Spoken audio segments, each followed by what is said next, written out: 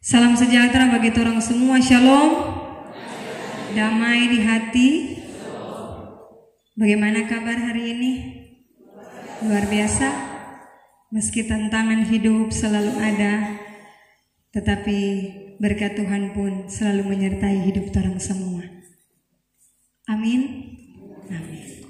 Saudara-saudara yang dikasihi dan diberkati Tuhan,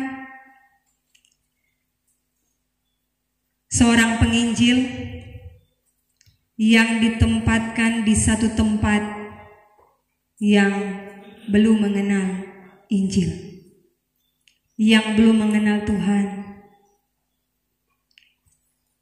Ketika ditempatkan di situ, maka dia bekerja dengan begitu giat, melayani dengan kesungguhan, dan banyak orang menjadi percaya. Ketika banyak orang yang percaya, bukankah sebuah keberhasilan bagi seorang penginjil, seorang pemberita? Sama pun dengan hamba-hamba Tuhan, pelayan-pelayan. Kalau semakin banyak orang yang hadir dalam persekutuan ibadah, berarti pelayanan kita berhasil. Pelayanan kita menyenangkan Tuhan. Menjadi tanda tanya. Kalau semakin hari semakin orang lihat dalam persekutuan, bukan lebih banyak tuh jemaat, tetapi lebih habis. Tanda tanya juga bagi kita. Apakah kita masih kurang dalam melayani? Ataukah memang orang-orang ini yang terlalu menyibukkan diri dengan kesibukan-kesibukan lainnya? Kurang dari masing-masing. Orang respon setiap kasih dan berkat Tuhan dalam hidup. Kalau dia rasakan dengan benar berkat Tuhan, penyertaan Tuhan, maka dia akan kembalikan lewat ungkapan syukur kepada Tuhan.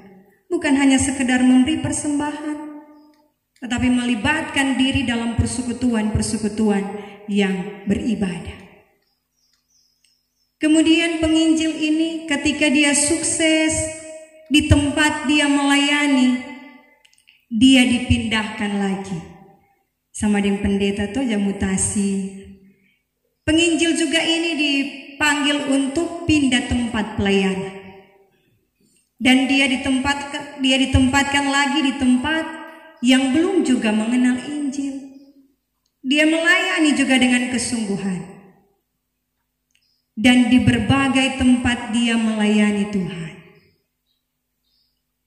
Tapi tiba-tiba di tempat lain dia melayani, dia dengar tempat pelayanannya yang pertama yang dia lakukan, dia kerjakan.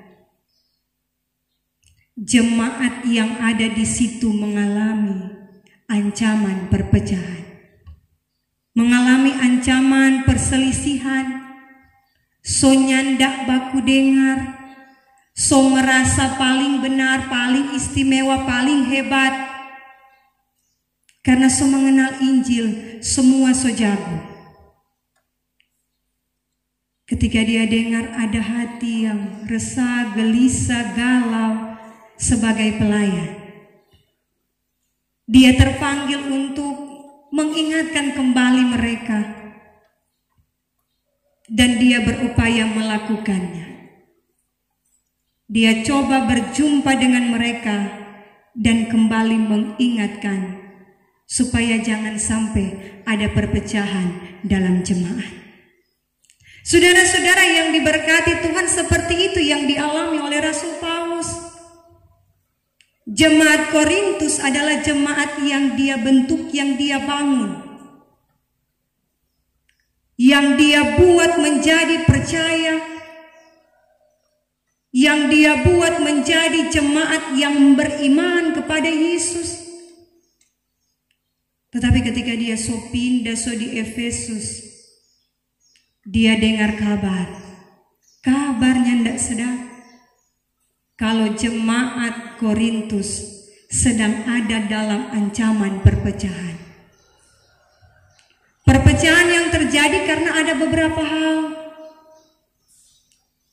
Perpecahan yang pertama, mereka jemaat yang ada di Korintus terbagi kelompok-kelompok. Ada 4 kelompok. Kelompok yang pertama dorang bilang kelompok Paulus.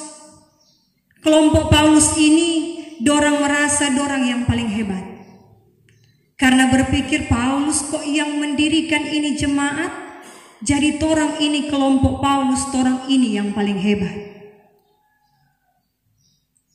Kemudian kelompok yang lain, kelompok yang kedua mengatakan bahwa mereka adalah kelompok Apolos. Apolos ini kawan sekerja Paulus. Tetapi Apolos ini adalah orang yang hebat. Orang yang berintelektual, orang yang pintar, jago berkhotbah. Sehingga kelompok yang mengatakan bahwa mereka kelompok Apolos merasa dorang yang lebih hebat. Karena yang dorang idolakan, yang dorang ikuti adalah sosok yang berintelektual, sosok yang hebat dalam mengajar, sosok yang hebat dalam berkhotbah. Kelompok yang ketiga mengatakan bahwa mereka adalah kelompok Kefas atau Petrus. Petrus adalah murid Yesus, jadi torang pun sebagai pengikut-pengikut Kefas adalah murid-murid Yesus, sehingga mereka mengatakan mereka juga yang paling hebat. Dan yang terakhir kelompok Kristus, mereka mengatakan bahwa hidup karena Kristus. Jadi pengikut Kristuslah yang paling utama, paling istimewa, yang paling hebat dari semua. Terbagi kelompok-kelompok begini. Kemudian tantangan-tantangan ancaman yang lain. Ada karunia-karunia yang diberikan Tuhan bagi jemaat yang ada di Korintus. Ada karunia menyembuhkan, ada karunia mengajar, ada karunia berbahasa roh, dan masing-masing orang yang memiliki karunia ini mereka menganggap paling istimewa. Dan ancaman yang ketiga, ini bagian bacaan kita, yaitu adanya ajaran yang menyangkal soal kebangkitan Yesus. Ini yang diperhadapkan kepada umat di Korintus pada waktu itu. Sehingga Rasul Paulus ketika dia dengar kabar yang nyandak sedap ini, dia menuliskan surat Korintus ini untuk jemaat baca, memahami kembali apa fungsi, apa arti orang percaya. Sehingga Paulus katakan lewat bagian bacaan kita bahwa Injil adalah sumber kehidupan, sumber keyakinan, tetapi juga yang menyelamatkan orang percaya. Kebangkitan Yesus itu bagian dari Injil.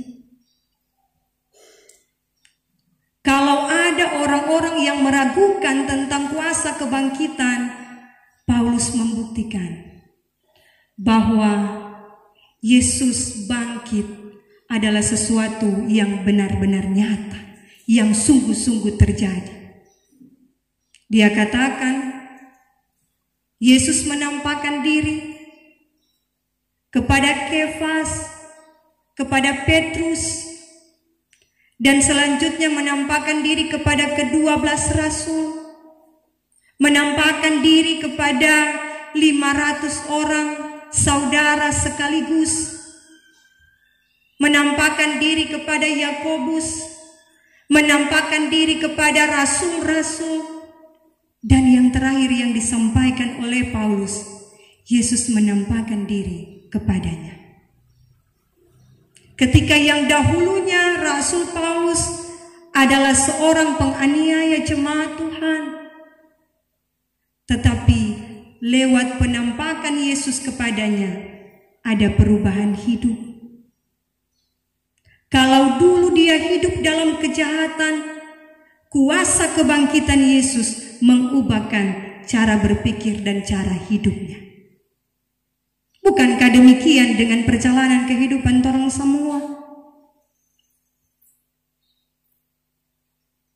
dalam persekutuan jemaat Tuhan, pasti orang akan jumpai berbagai tantangan. Tetapi belajar dari bagian bacaan kita, belajar dari jemaat Korintus, bahwa tidak boleh ada perpecahan. Walaupun berbeda pandangan, walaupun berbeda pendapat, tetapi tidak boleh membuat kita tercerai-berai. Melainkan harus semakin bersatu. Kalau orang bersatu, Kristus disenangkan. Kita pun belajar dalam bagian bacaan di saat ini, tidak pernah lepas dari perbuatan-perbuatan dosa. Dosa di masa lalu, tetapi juga dosa itu yang terus berulang-ulang kali orang lakukan sampai saat ini. Belajar dari Paulus. Ketika Yesus menampakkan diri kepadanya, mengubahkan cara hidupnya. Yang dulunya penganiaya jemaat Tuhan, umat Allah, tetapi berubah menjadi pemberita dan rasul. Banyak kesaksian-kesaksian bahwa yang dulunya mereka orang-orang yang banyak berbuat kejahatan, tetapi ketika melihat sesuatu yang baik, mereka berubah melayani Tuhan. Mereka berubah cara hidup yang memuliakan Tuhan. Di antara orang semua memiliki banyak kekurangan, keterbatasan. Tapi ketika orang mampu untuk diperlengkapi, mau untuk diubahkan oleh Tuhan, maka perubahan hidup itu harus nampak, harus diwujudkan dalam perjalanan hidup kita. Tantangan-tantangan, kemajuan-kemajuan di zaman sekarang ini banyak kali melemahkan iman kita, banyak kali meragukan kuasa Tuhan, apalagi bicara soal kebangkitan. Orang lihat YouTube, orang lihat TikTok dan sebagainya, banyak kali muncul ajaran-ajaran yang meragukan kebangkitan Yesus. Tapi seperti Paulus yang telah merasakan kasih karunia Allah, kita pun telah merasakannya. Terbukti orang saat ini menikmati persekutuan yang indah bersama Tuhan. Ini wujud kasih karunia Tuhan bagi orang. Jangan sia-siakan kesempatan hidup yang masih Tuhan beri bagi orang. Bawa hidup kita semakin hari semakin dekat padanya, semakin hari semakin mempermuliakan Tuhan, sehingga kuasa kebangkitan tidak membawa kesia-siaan dalam hidup, tetapi terus memperkuat iman kita bahwa pengorbanan kematian Yesus dan kuasa kebangkitannya tidak menjadi sia-sia dalam hidup ini. Selamat hari Minggu, Tuhan memberkati. Amin.